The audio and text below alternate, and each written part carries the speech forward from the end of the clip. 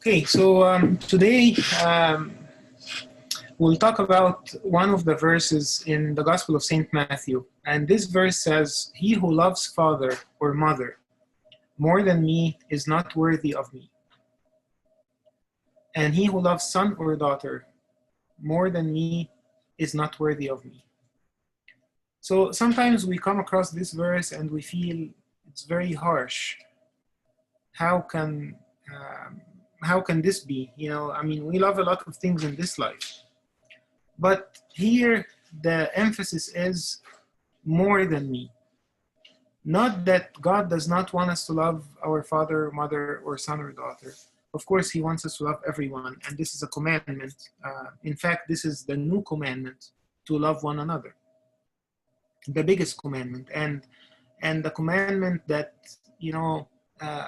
like contains all the other commandments in it is the commandment of love God and love one another. But here He emphasizes more than me is not worthy of me. If we love anything more than God, we're not worthy of God.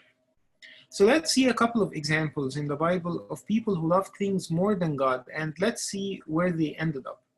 And then, of course, see where we are.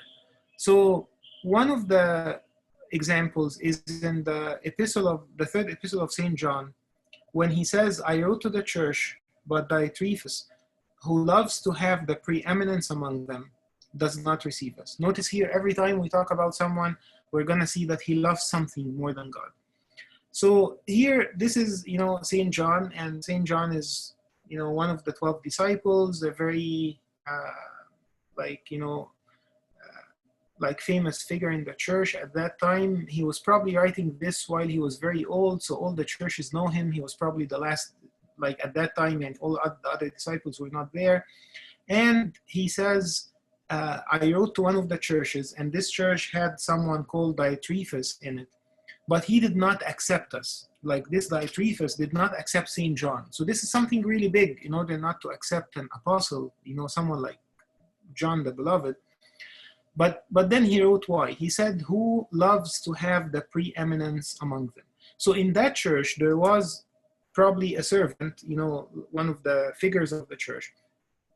His name was Diotrephes. And St. John says that this man, although being a servant in the church, he loved to have preeminence among them. He loved to be the first. He loved to be the first in the church. He loved for people to maybe praise him or acknowledge him, or along these lines. So he wanted to be the first. So the lust to be the first, he loved himself, and he loved himself more than anything else. So then what ended up happening? That this man did not really love God. He did not receive his disciple, John, because he loved himself more than God. Another example is in 2 Timothy, when St. Paul, 2 Timothy is one of the last epistles that St. Paul wrote, and he was talking about the servants that were around him. And some of them, were very honest and faithful to God and faithful to him as well, and they stayed with him, and some of them left. So he says, "For Demas has forsaken me," one of the servants that was with him. Why? Because having loved this present world, Demas has forsaken me, having loved this present world. So this man was serving with St. Paul, was, doing, probably helping him in the service, maybe preaching, doing everything in the service. And then he loved this world more than God. So he left St. Paul and went back to the world. So this again gives us an idea that when we love something more than God, I mean, St. Paul himself was living in the world, but he didn't love the world more than God. He loved God more than anything. And he loved everything else within his love for God. A third example is in the Gospel of St. John, chapter 12, which is a famous example. I think we touched on it many times before. When in chapter 12, he says, "Nevertheless, even among the rulers, many believed in him."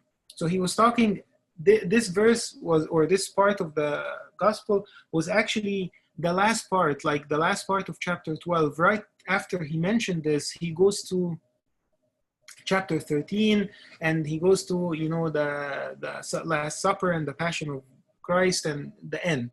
So this was at the end of the ministry of Jesus, after 3.5 years.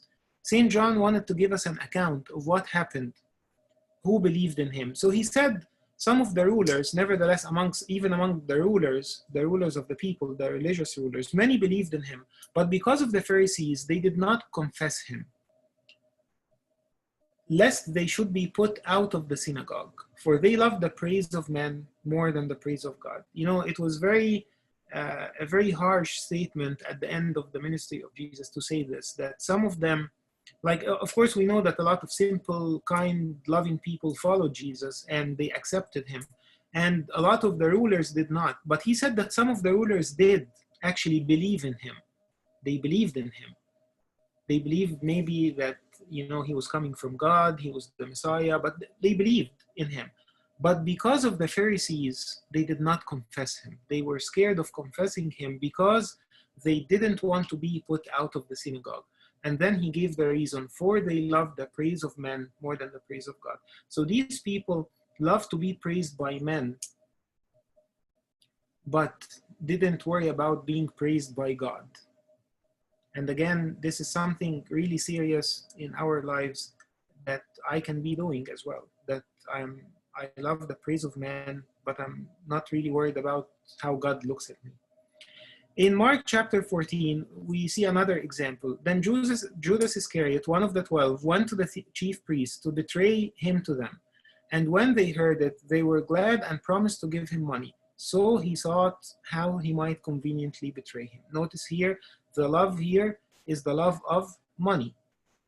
That Judas, after 3.5 years, he thought, you know, this man, Jesus, is not going to give me anything. Let me just betray him and get anything out of it. So we of course, we know that Judas was after money. And that's why when the woman poured the perfume on Jesus' feet, he was like not happy. He was actually furious because he wanted the money. He said, this is a waste. Then another verse that wraps all this together is again in the first epistle of St. John, when he says, for all that is in the world, the lust of the flesh, the lust of the eyes, and the pride of life is not of the Father, but is of the world. So if you want to sum up or wrap up like all what we talked about, you will see that some of us, we go after the lusts of the flesh. Some of us go after the lust of the eyes. Some of us go after the pride of life. Some of us go after money, after ranking, after praise of people, after a sin, anything. But then he says something really nice at the end, is not of the Father, but is of the world. So anything that I get attached to that is not godly, anything that I love more than God, is going to take me away from God, is going to throw me outside of the way. And that's why at the beginning, Jesus said, if anyone loves anyone or anything more than me, is not worthy of me. Of course, we have a good example. The good example is when St. Peter told Jesus, then Peter answered and said to him, see, we have left all and followed you. We have left all and followed you. So the disciples really left everything. They got touched by, seeing Jesus. Their hearts were attached to him. Now, notice here, and this is the last thing we're going to talk about, is that doesn't mean that they did not sin. And unless when we hear all these things, we say, okay, then I'm not going to be with God anyways because I love a lot of things. Yes, we do love a lot of things, and a lot of things that are not good, and a lot of things that takes us away from God. But this is our struggle. The disciples actually fell into kind of like similar things. Yeah. For example, we heard a couple of times about the disciples fighting together, the 12 apostles fighting together during the life of Jesus, about who of them is has higher position, who of them is better, who of them is going to be the prime minister, and who will be the minister, and when Jesus is king. But then that does not mean that they perished, and that does not mean that this was the end for them. So we want to separate between what we just talked about as a style of life and what we talked about as a sin. Like, for example, all of us fall into one of these three things many times. Sometimes we do lusts, like have lusts of the flesh. Sometimes we do have lusts of the eyes, and sometimes we have the pride of life. But if I'm falling and I'm repenting and I'm getting back up and straightening my ways, then this is a spiritual life, an acceptable spiritual life in the eyes of God, because I want to love God. I'm telling God, I want to love you, even though sometimes I feel I don't love you enough. Sometimes I feel I love other things more than you, but I want to love you more. Give me to love you more. And God will give us this. Versus someone who doesn't really care. Like, he thinks that to be with God that means that I'm not going to love any of these things, which I truly love and I'm truly attached to. And this is, of course, a problem. So again, I'm just putting some pointers for our quiet time. Maybe this is something that we can think of today in our quiet time. Where is my heart? Which is, like, what I put at the beginning here. Like, where is my heart? Is my heart in one of the things that are not from God, not of the Father, and I love it more than God? Or is my heart with God and I'm falling and getting up? And that's, of course, like, a big question and something that we need to ask ourselves. And again, if I find myself that I'm not doing the right thing, then I come back and ask God for help.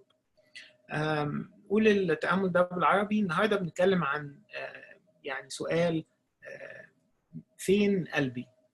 يا ترى هو مع ربنا ولا مع حاجة تاني؟ ففي كذا مثل كده خدناهم. أول حاجة الآية يعني اللي بنتكلم عليها، إن هو إن أحب أحد أبا أو أما أكثر مني فلا يستحقني، وإن أحب أحد ابنا أو ابنة أكثر مني فلا يستحقني. فكتير قوي بنقف عند الآية دي وبنحس إنها آية تقيلة قوي، لأن إحنا بنحب الأب والأم وبنحب الابن والابنة وبنحب الأصحاب وبنحب العيلة وبنحب حاجات كتيرة. بس هنا التركيز مش على إن إحنا نحبهم أو ما نحبهمش، التركيز على أكثر مني. يعني أنا ممكن أحب كل الناس، وأنا مطلوب مني إن أنا أحب كل الناس، ودي وصية إن أنا أحب كل الناس، بس مش أكتر من ربنا. يعني مفيش حد واخد مكان ربنا في حياتي. هنشوف كم يعني كده مثل يعني مش كويس، وبعدين نشوف مثل كويس. الأمثلة اللي مش كويسة، واحد اسمه ديوتريفس ده القديس يوحنا الرسول في الرسالة الثالثة بتاعته بيقول إن أنا كتبت للكنيسة، بس ديوتريفس الذي يحب أن يكون الأول بينهم لم يقبلنا. يعني القديس يوحنا الرسول ده واحد من 12 تلميذ، وتلميذ مشهور، وتلميذ اللي هو دايما كان يكتب عن نفسه التلميذ الذي كان يسوع يحبه، وهو آخر واحد عاش من الرسل، وكان يعني معروف في العالم كله في الوقت ده بالذات بعد ما الرسل كلهم استشهدوا. لكن يجي في الكنيسة دي ويقول إن هو كتب، واضح من الخدام الكبار يعني في الكنيسة دي اللي هو ديوتريفس ده، وما رضاش يقبل القديس يوحنا. وبعدين كتب ليه ما رضاش يقبله؟ بيقول لأن هو كان يحب أن يكون الأول بينهم. فده واحد حب نفسه أكتر من ربنا، يعني حب ذاته أكتر من ربنا. كان كل هدفه من الخدمة إن هو عايز يكون الأول، عايز يكون الظاهر اللي باين. فده طبعا ينطبق عليه الآية إن أحب أحد، ممكن تحط أي حاجة بقى غير أبا أو أما أو ابن أو ابنة، ممكن تحط إن أحب أحد نفسه أكثر مني فلا يستحقني. ده تنطبق على ديوتريفس. مثل تاني في رسالة تيموثاوس الثانية. في رسالة تيموثاوس الثانية بيقول ديماس تركني إذ أحب العالم الحاضر. يعني ده كان واحد خادم مع القديس بولس، وبيخدم معاه يعني في رحلاته التبشيريه، وكان يعني ممكن يكون القديس بولس كان في وقت بيعتمد عليه. وبعد كده يقول تركني إذ أحب العالم الحاضر. يعني كان في محبه في قلبه اكتر من محبته لربنا، فساب ربنا وساب الخدمه ورجع للدنيا تاني. فبرضه ده ينطبق عليه إن أحب أحد العالم أكثر مني فلا يستحقني. وبعدين نيجي في إنجيل يوحنا، من الآيات المشهورة قوي في إنجيل يوحنا، في إنجيل يوحنا 12 في آخر خدمة المسيح خالص بعد 3 سنين ونص، كان يعني على مشارف خميس العهد والجمعة العظيمة في الآخر الخدمة خالص. يعني يمكن كان آخر لقاء للمسيح مع الفريسيين. فبيقول ان هم في الاخر ما قبلوهوش. فالقديس يوحنا كده كتب يعني كونكلوجن كده في الموضوع ده. راح كتب ايه؟ بيقول ان في كتير من رؤساء الشعب امنوا بالمسيح، بس عشان هم كانوا بيخافوا من الفريسيين ما رضوش يعترفوا بالمسيح. وبعدين يقول هم كانوا خايفين من الفريسيين ان هم يطلعوهم بره المجمع. يطلعوهم بره المجمع دي حاجه كبيره، ان هم ما يبقاش ليهم حقوق كمواطنين وهكذا. وبعدين قال لهم ايه بقى؟ راح حط السبب، بيقول لأنهم أحبوا مجد الناس أكثر من مجد الله.